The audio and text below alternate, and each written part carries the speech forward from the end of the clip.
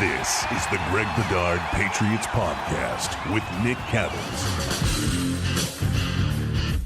Greg's back from Indy, hopefully with better internet service. But first, let me tell you, the Greg Bedard Patriots Podcast is brought to you by our friends at Prize Picks. Prize Picks, the largest daily fantasy sports platform in North America. Prize Picks is the easiest and most exciting way to play daily fantasy sports. It's just you against the numbers. Greg, welcome back to good old New England.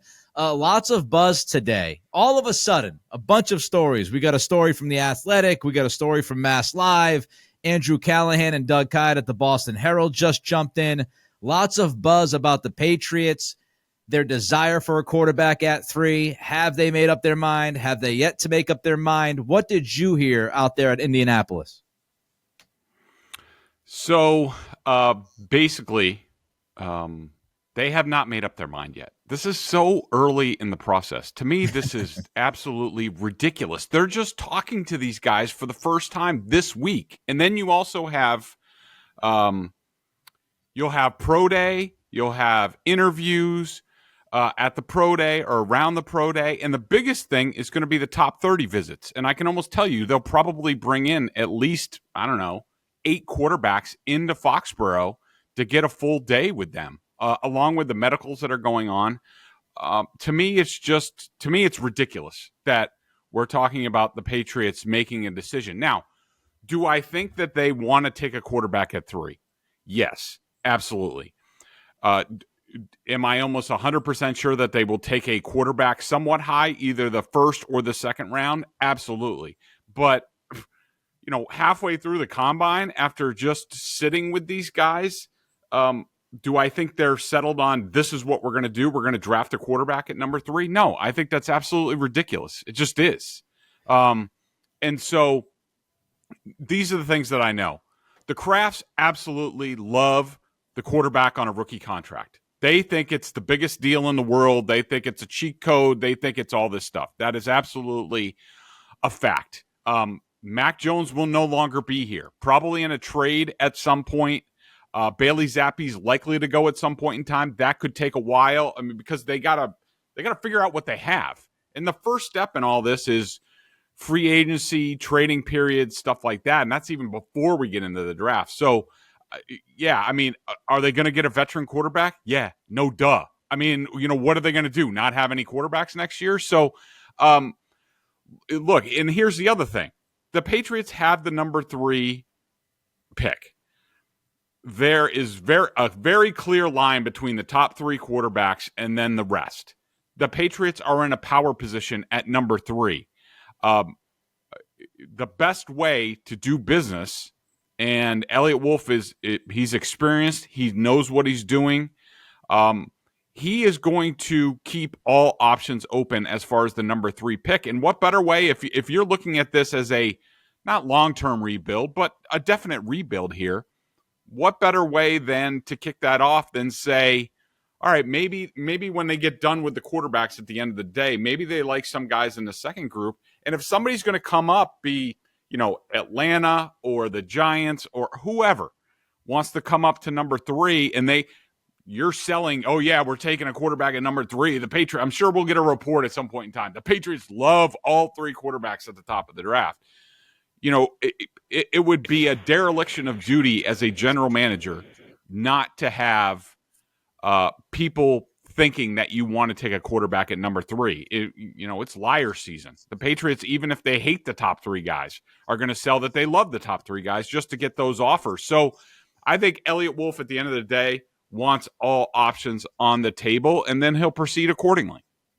All right, a lot to unpack there. First, I would say that my reading of these reports today is not necessarily, this is going to be a guarantee, especially Jeff Howe and Chad Graff. Now, maybe Mass Live went a little bit deeper, but when I'm looking at the Athletic report, it's very similar to Andrew Callahan. It's very similar to what you're saying, which is, look, do they want to? Yes. They would love to draft a quarterback at number 3 if that quarterback checks all the boxes. And so I think there's a difference between want and a guarantee they will do it, right? They want to get a quarterback at number 3. In a perfect world, all of these guys would check those boxes, and they would draft Mayo or Daniels at 3, and they'd be doing jumping jacks in the war room. So I think there's a difference between wanting something and saying that somebody's going to do something. Secondly, as far as Kraft and the rookie scaled contract with a quarterback, I'm not saying that, Greg, you're saying this, but I just want to make sure, because of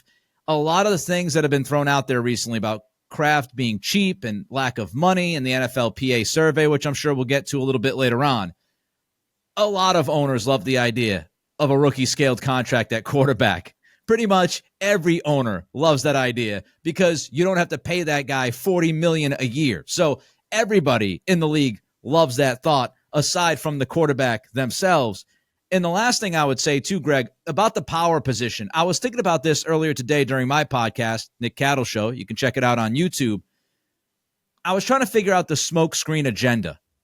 And I'm not sure if this would be leaked if the Patriots wanted to try to get as much for the pick as possible. Because, like, to me, if you were trying to sell the Giants or another team on the idea of moving up for a quarterback, would you not put out there that you actually weren't that interested in the quarterback to let them know and to say, hey, highest bidder, I'm not looking for the quarterback. So if you want the quarterback, you better move your ass up to the 3rd pick. Wouldn't it be the opposite if that was what they were trying to do here?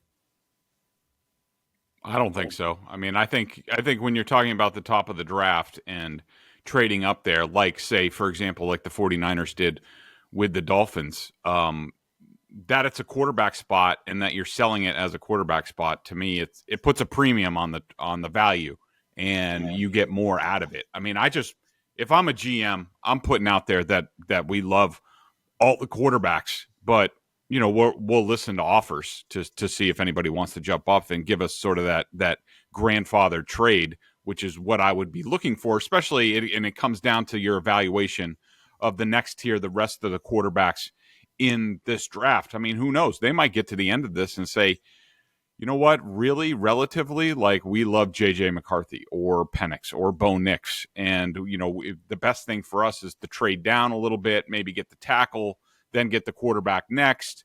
That sort of thing to set us up for success.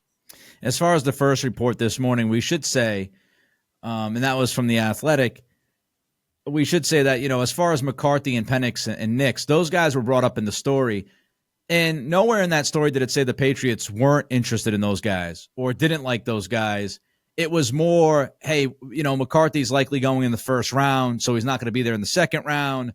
Bo Nix might be actually, you know, kind of creeping up towards the latter portion of the 1st round. So if the Patriots were to wait until the 2nd round, Penix might be the only guy that remains available. Again, it wasn't the Patriots would not be interested in Penix. It was just kind of trying to set up the framework of how this might all fall together. With all of that said, Greg. Yeah, I mean, I really don't know anything about these reports other than that I heard about the Mass Live report, but I don't know about the other reports. I'm just telling you what I heard at the Combine and sort of where I think the Patriots are.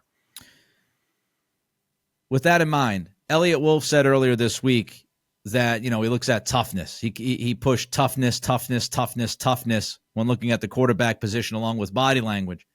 Any idea if these top 3 guys fit that Wolf criteria? Yeah, Wolf he said it in front of us, the general media, as a general, like, quarterbacks. It seems like all these guys are meet their sort of toughness trait that they're looking for. He actually meant all 3 of the top 3 quarterbacks. Now, I don't know what he thinks about the rest of them, but I could tell you the top 3 guys, they think they all check the box for the toughness thing that they're looking for. Football season may be over, but the action on the floor is heating up. Whether it's a tournament season or the fight for a playoff home court, there's no shortage of high-stakes basketball moments this time of year. Get in on the excitement with Prize Picks, America's #1 fantasy sports app, where you can turn your hoops knowledge into serious cash. Testing my skills on Prize Picks this season is the most exciting way to play daily fantasy sports. If you have the skills, you can turn $10 into $1,000 with just a few taps.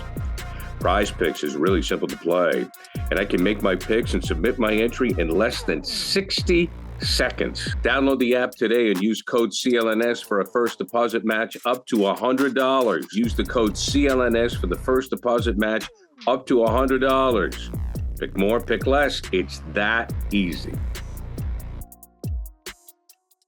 Let's continue with the quarterback conversation. So the idea, you mentioned that Mac, I think, pretty much everybody's come out at this point and said Mac's gone. The likelihood is he's going to get traded. The Patriots could get a 5th round pick maybe for him. They might try extra hard for a 4th round pick, but Mac is as good as gone from many people on the scene there in Indy. Would the Patriots be content, Greg, if they did draft a quarterback at 3? Would they be content with that quarterback and Bailey Zappi remaining on the roster as well? Or is Zappi gone too? I think Zappi's the type of situation that you either go through the offseason, whether it's OTAs or minicamp or even in the training camp, where you evaluate things. And I will think that I would guess that Zappi would appeal to Alex Van Pelt in certain ways because Alex Van Pelt loves play action. He's one of the best play fakers ever at the position from his playing days. And Zappi's really, really good at that. He is. And it's something we've talked about in the past about how, I liked Zappi over Mac Jones. Mac Jones is a terrible play faker. It drove me up a wall. And Zappi's really good. And I think that's going to be part of their offense. And so and plus, his contract, his draft contract, it's cheap, depending on what happens in the draft. I mean, if they just get one quarterback in the draft, I mean, I don't preclude them from maybe taking a later round pick that they like some of their traits, because I remember I was in Green Bay when Wolf was there, and one of the first drafts that I covered when they were there, and this is when they already had Aaron Rodgers. I think it was the draft after Favre was gone, and they drafted both Brian Brom, and I want to say about the 3rd round, and Matt Flynn late in that draft. And it didn't take very long that you were like, Brian Brom stunk.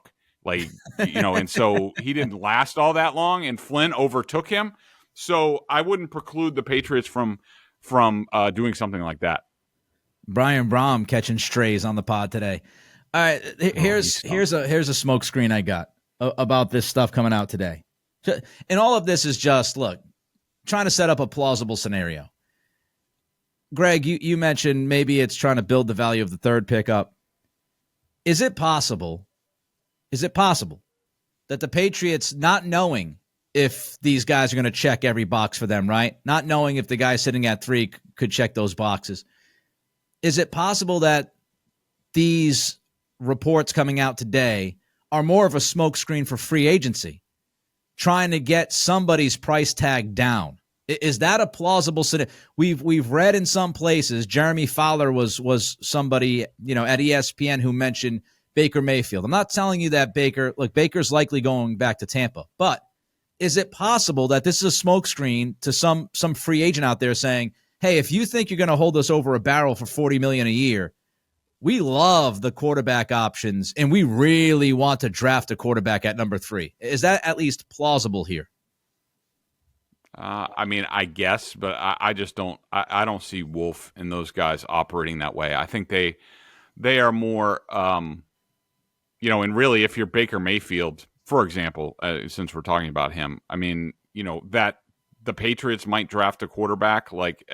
I don't really think it affects you or your market. I mean, he's going to have a market, at least 3 or 4 teams competing, and then it comes down to how much money. All right, let's move on from the quarterback situation because there's other people on this football team, other people maybe leaving this team. So aside from quarterbacks, Greg, any intel on Mike Owenu and Kyle Duggar? Yeah, I think it's pretty clear. And, some of this is from Wolf's comments. Some of this is from talking to people at the Combine. It's very clear that these guys view this as a rebuild, at least sort of resetting the foundation and the direction. And I really think that they are more prone to spend somewhat. And we even heard Jerod Mayo started to back away from his we have cash to burn comment at the Combine, that they're more likely to invest in their own free agents.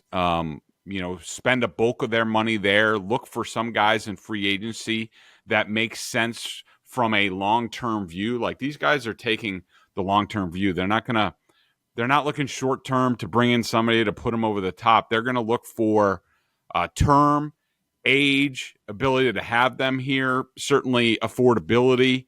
And so I think they're gonna try to bring back a bunch of their guys. Now, do I think that like Josh Uche is going to be back? Not necessarily. I think that Owenu will be a priority. I think that Duggar will be a priority. Whether that happens or not, we'll have to see in terms of his market. Guys like Anthony Jennings. I think they're going to try to spend a bulk of their money in free agency on re-signing their guys. Look for similar younger guys on other teams that are perhaps getting overlooked, and then they're going to rely on the draft, and they're going to rely on this coaching staff to develop these guys. I could see them blowing out a large portion of their wide receiver room, Devontae Parker, Juju Smith-Schuster, and you can use your cap on dead cap to just reset everything, and I think that's what they have in mind. So would you rule out any outside big ticket item? For example, Calvin Ridley. Would you warn fans to temper their expectations and say not really much of a shot at a name coming in like that? No, look, it's going to depend on the market for a guy like that. I mean, I think that's the type of guy, first a guy out in free agency getting his first big money contract. That's the type of thing that they would do because he would be here 3 to 5 years. So I think they will look long and hard at that. Whether they're going to be top of the market, I don't know.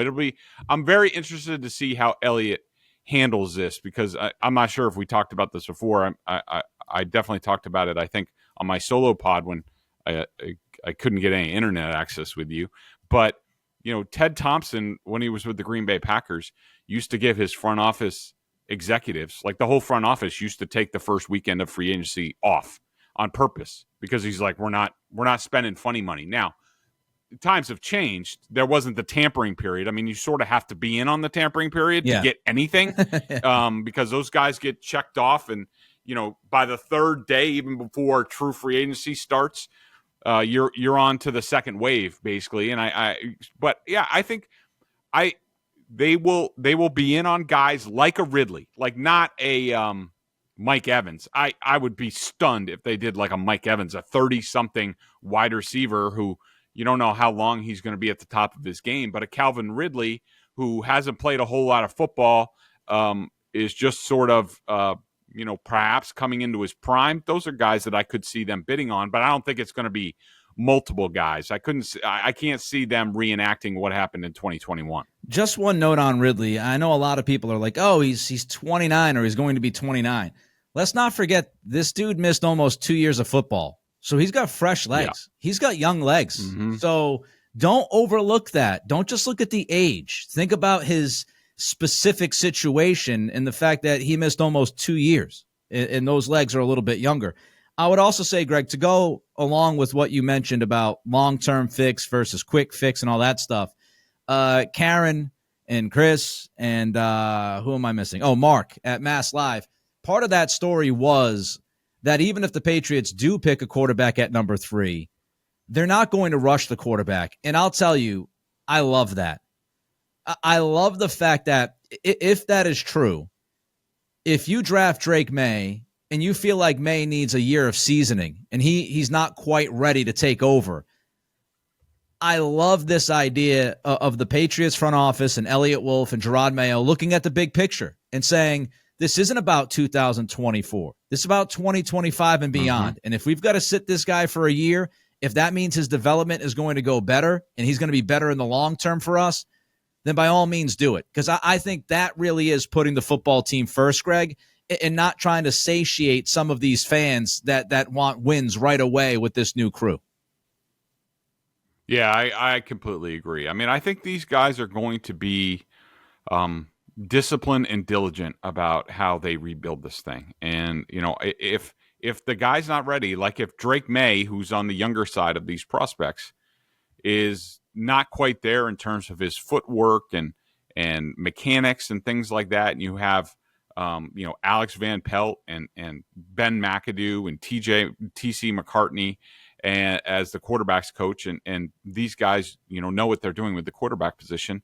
They're not gonna rush it. It's the long-term view. You're building this thing back into a contender, and just because it might be exciting to have the rookie quarterback out there, and what are we left to play for? Now that we're 4-10, let's put the kid out there. They're not going to do that. They are looking at this as a long-term, not long-term, but definitely a rebuild where they're going to build this the right way, and it's going to be brick by brick all over the place. And when they feel like they're ready for the rookie to play, when they feel like he's ready, they'll bring him along. And I do think that's the right thing to do for this team. Too many teams get into it, and we talked about it with the whole Mac Jones things about how to ruin your young franchise quarterback in 5 easy steps, and the Patriots ace that with the former regime. These guys know what they're doing in terms of how to bring up a quarterback the right way. Before I forget, I just want to slide this in as well. What'd you make of Bridget Condon yesterday on the NFL Network saying that Bill Belichick loved Jayden Daniels and that he was really kind of at the top of Belichick's mind when it came to the draft, and that he was going to be willing to do anything that it would have taken to get Jayden Daniels here in New England? I don't really have much of a comment on it. Now Bill's not even here, and we're giving him credit for it's just, to me, it's like sort of the same nonsense that we heard before about, like, Bill gets all this credit and he for things that aren't really under his purview or in his control. And but I do find it interesting that I'm pretty sure she's Tom Condon's daughter, who Belichick and Tom Condon hated each other. And I would be interested to see which quarterbacks Tom Condon is representing this year in the draft, and wondering if that's a plant for the benefit of one of his clients. Interesting. All right, let's move on here. I know that you did a quick pod on Tuesday from Indy about the Eliot Wolf press conference. Any leftovers that you might have not brought up? Anything more that you've thought about over the last couple of days regarding what he had to say and how he handled himself?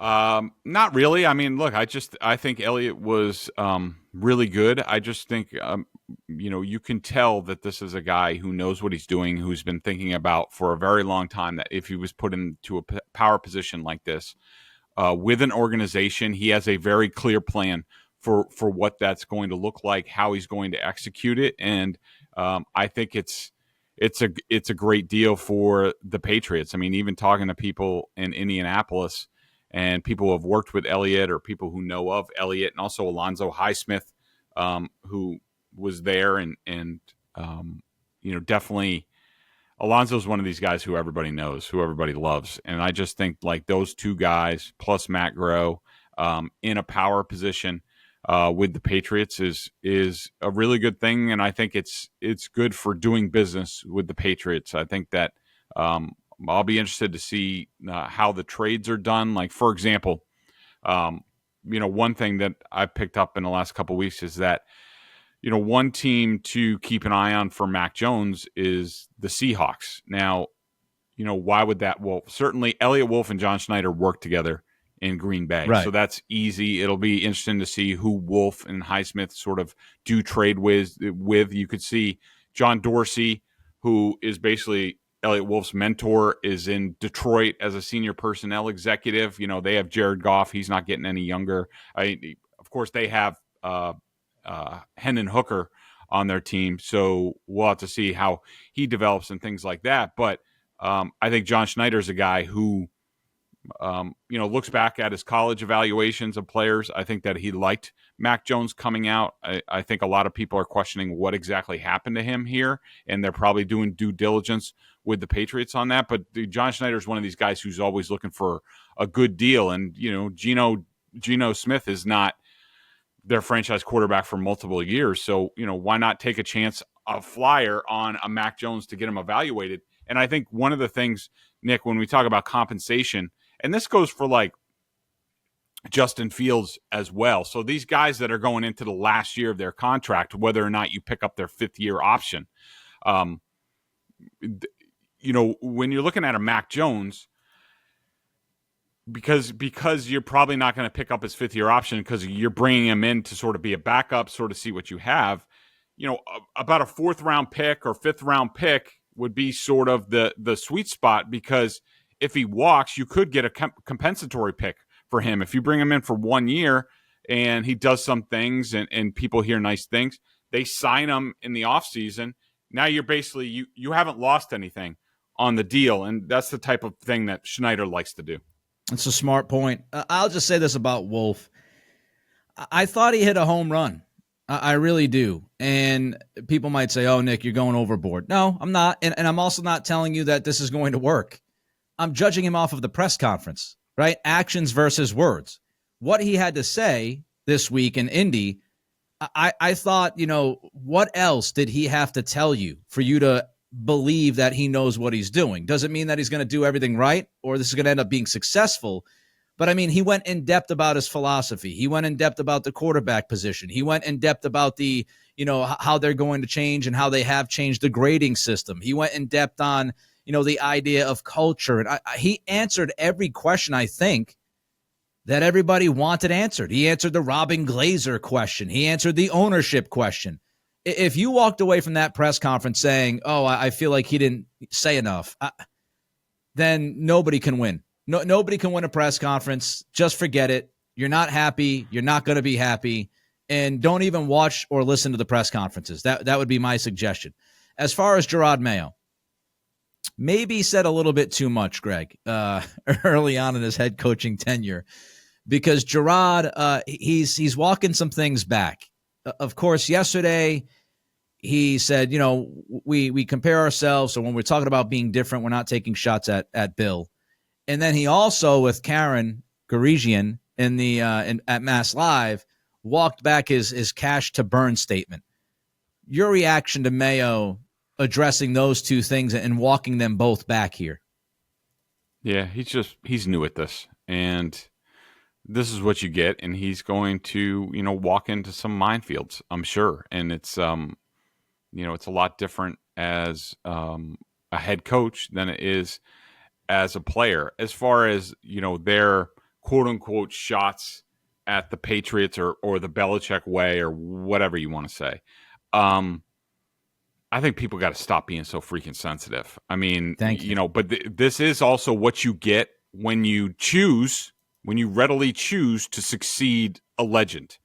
This happens all over the place, whether it's, the Cowboys or the Dolphins or whatever. When you follow a legend, like, people are going to be sensitive, and it comes with the territory. So you have to be prepared for it.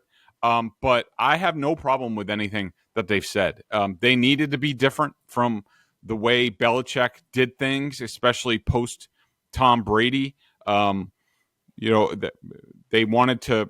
A lot of people wanted the culture to change, and I don't mind them saying that we're changing some things. And if people want to be sensitive about that, I just think it's ridiculous. They did need to change things from Bill. It had gone downhill, especially in terms of personnel and how they developed players, which they stopped doing, and how they coached the players and the atmosphere in the building, and how Bill didn't listen to anybody in terms of personnel and a lot of different things. It's a new day down in Foxborough, and I think that shouldn't be embraced. The past is the past. No one's saying like the past wasn't good and all that stuff, but it was in the past. It was a long ago in the past. And so that they're moving forward and not afraid to talk about how they're going to be different, I have no problem with that. I'm so tired of this. This is my chance to let something off of my chest here, because I'm not on one of the two radio stations, and I'm not part of these echo chambers in the voices out there. So I just want to take this as my opportunity quickly to address the nonstop, oh, they're taking shots at Bill and they're going out of their way to take shots. First of all, the number one priority for Mayo and Wolf, to me, out of what they can control right now, was to change the perception of what this franchise had become under Belichick. It was to draw the line of delineation. This is how we're going to be different from the last guy, because we just won 4 games. We were just under 500 combined the last 4 years since Brady left. So this is how we're going to evolve. And you have to explain that to the fan base, I think. You have to explain that to free agents that you're looking at, prospective guys that might be on the roster next year. You have to explain that to guys like Duggar and Owenu, because they've got to make decisions on whether or not they want to stay here long term. So, yes, it's somewhat of a PR campaign, but the whole idea is that you are trying to differentiate yourself between the last regime. And if you sat there, here's another thing, Greg, and I don't know if you agree with this or not. If Jerod Mayo and Eliot Wolf were both up there singing Belichick's praises, I'm going to make you a guarantee. The guarantee is that at least some people that have been picking apart everything that's been said and saying, oh, they're taking shots, I can guarantee you that some of those same people would say, wait a minute, well, if Belichick had it all figured out, why'd you fire him?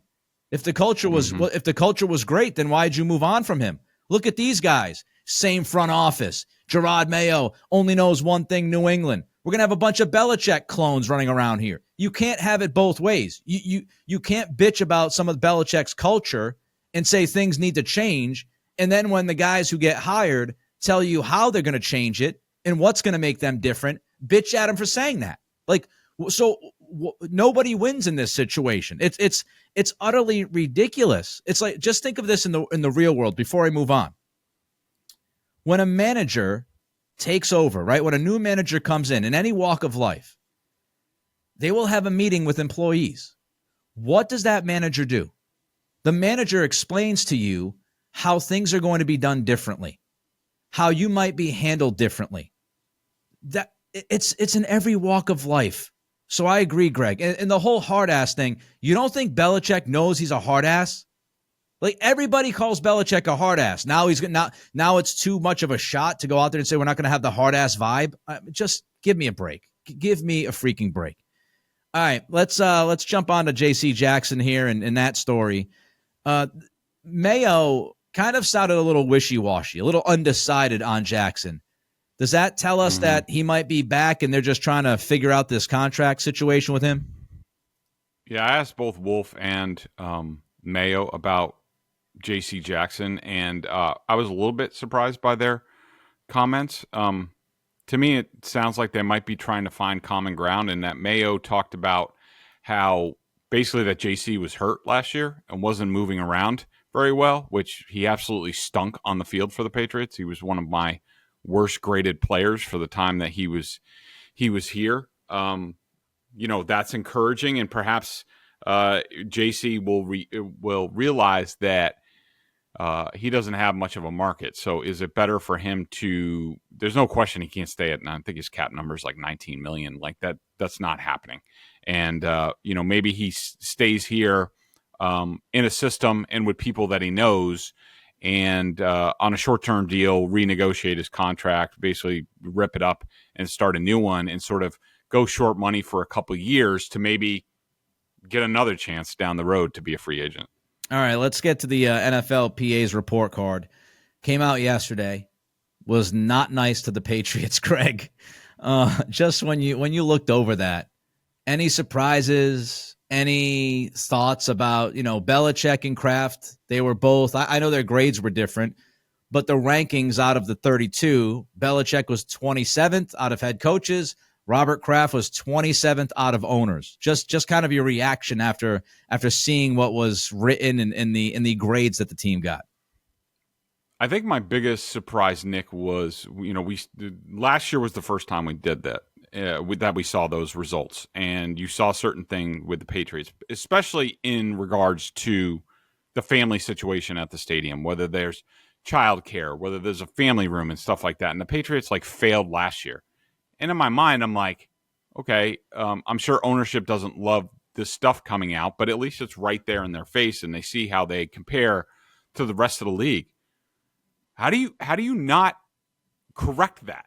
How do you let it go on for another year that those are still failings for the team, that you can't even have a designated family room for your people or childcare and things like that? To me, that's just flat out embarrassing. A lot of this stuff was flat out embarrassing. I mean, you build a $300 million lighthouse that people can go to, but you can't treat your people correctly. Now, look, I think the results of this stuff and what it means gets pretty overblown. At the end of the day, like we always say with free agency, if you give somebody the biggest contract, they're coming here. It doesn't matter what the situation is. I mean, they do have, good food. I mean, the weight room is what the weight room is. It's not the greatest. I am surprised that it's so low because they have expanded it a couple times, at least in the time I've been here. But to me, they have all that land at Patriot Place, at Gillette, that whole area. They built the Rebs like a little facility on the campus. Like, how did they not just revamp everything and build the Patriots like this, special training facility that we've seen the Dolphins and other teams do? It's not a good look for the Crafts. It really isn't. And quite frankly, I don't want to hear them bitching about, people referring to them as cheap and stuff like that. If you come up with grades and something like this every single year, I don't want to hear you bitching about it. Put your money where your mouth is. Couple things. It's awful. It's embarrassing. Some of the things on here are just inexcusable, especially what you mentioned, the daycare stuff and the treatment of families. And Belichick also was really hit on this thing for not, giving players enough time to have conversations and not willing to listen to certain players, which I think really tells you that another reason why Jerod Mayo and Eliot Wolf have been pumping the culture thing is because they're well aware of the reputation that was built, which was Belichick's a hard ass. He doesn't listen to you. He doesn't really want to talk to you. It is what it is, as he would say. The other thing, though, I would point out, I was watching Patriots Unfiltered with Fred Kirsch and Paul Perillo, and I don't want to put words into Fred's mouth here, but I don't know if you'll have time, Greg, to check it out, today's pod that they did. But Fred was hinting towards something. And he wouldn't go far with it. He wouldn't really finish the thought. And at one point, Paul said, I don't know if we want to, go that far or something along those lines. Oh, but it certainly sounded to me like Fred was saying that there might be something bigger coming down the road at some point here. And talked about how facilities are now different. They're, how a lot of NFL teams have revamped facilities. They've also built facilities kind of close to the stadium. So again, Fred said it. I wouldn't bring it up if he didn't say it. It does make me wonder if the Crafts are well aware and they have a much bigger plan. And that's why they're kind of putting this, the new touches here on the weight room for now, but not doing a lot else. Maybe they do have a plan that, 2-3 years from now, you're going to have the quote unquote Taj Mahal, a facility. Maybe. But right now, that doesn't justify what was on this report, and it is absolutely embarrassing for the Crafts. And, I mean, you've got to do better by the players. And, by the way, I'm not going to say this very often, but let's give Trent Brown some flowers here. Because remember, when Trent Brown spoke to A to Z, Sophie Weller at A to Z Sports, Trent said some of this stuff. Like, the travel, how families are treated and stuff, and how players are treated. It doesn't mean that Trent Brown is a hustler on the field at all times. It doesn't mean that he deserved the big fat contract extension. I'm not telling you that Trent Brown doesn't loaf a lot, okay? All I'm saying is he said that stuff publicly, and I think some people were like, oh, yeah, Trent Brown, all he does is bitch and blah. He's lazy. Well, you can be lazy, and all of those things can be true. And also, Trent Brown could have been spitting a lot of truth to us publicly about how players feel about the operation there at Gillette. Yeah, I mean, I forget what Trent's comments were, but the bottom line for me is the Patriots just need to do a lot better. And they, their own facility, revamping the practice field, the locker room, getting out of the stadium, that stuff's it's and maybe it was affected by COVID and also the lockout at one point in time, but that stuff needs to be rectified if they really want to back up their words that they're a first-class organization and all stuff and it's just not all for show and empty words. Like, if they're going to do that, they need to back that up. All right, one last thing I wanted to ask you about since you were in Indy. There's some steam behind this idea that Caleb Williams might not go number 1 overall. And it seems like, Jayden Daniels is starting to get propped up a little bit. Is that just the usual combine posturing, the usual smoke screen, the usual stuff that happens this time of year? Yeah, look, I can't tell you whether Caleb's definitely going to go number 1, but I can just tell you, there's just going to be a whole lot of nonsense spewed. It's liar season, whether it's free agency or the draft and all that stuff. And the teams that I talk to, the teams that where I know people and I talk to them at the combine, to me, they were basically all on the same page. And this goes for the Patriots, that they were just like, yeah, so we're eager to get in front of these guys and start talking to these guys and diving into that stuff. And that, they're so far from, a definitive decision on what they're going to do. But most people think that it's very clearly going to be Caleb at number 1. Now, whether that's the Bears or somebody else, if somebody else wants to trade up, we'll have to see. But to me, I think there's a little question that Caleb's going number 1. Remind all of you, BSJ, $50 for the year. Bedard and Giardi crushing the Patriots coverage. You don't want to miss that. Again, $50 for the year, Boston Sports Journal. And also thanks to Prize Picks, our new sponsor, for jumping on board here with the podcast, the largest daily fantasy sports platform in North America. He's Greg, I'm Nick. We'll talk to you next week.